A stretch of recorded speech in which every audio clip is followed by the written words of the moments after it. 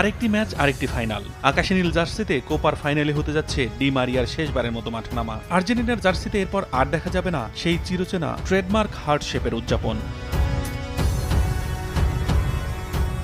Copa খেলেই আন্তর্জাতিক ফুটবলকে আগেই বিদায় জানানোর কথা বলেছিলেন আর্জেন্টিনার এই তারকা ফুটবলার। আলবি সেলেস্তেদের ট্রফি খরা কাটাতে যার ভূমিকা ছিল অন্যতম। ৩৬ বছর পর বিশ্বকাপ ট্রফি জয়ের অন্যতম নায়কও এই ডি মারিয়া।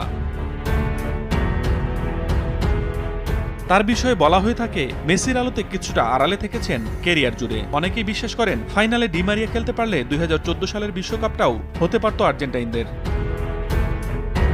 ইনজুরির কারণে জার্মানির বিপক্ষে সে ফাইনালে নামাননি তখনকার আর্জেন্টাইন কোচ আলেসান্দ্রো সাবেলা। সে সময় তার ক্লাব রিয়াল মাদ্রিদেরও আপত্তি ছিল ঝুঁকি নিয়ে সে ম্যাচে ডি মারিয়ার খেলা নিয়ে। যদিও ওই অবস্থায়ও ফাইনালে মাঠে নামতে চেয়েছিলেন বিশ্বকাপে দুর্দান্ত খেলতে থাকা ডি মারিয়া। চেয়েছিলেন কেরিয়ার বাজি রেখে হলেও আর্জেন্টিনার বিশ্বকাপ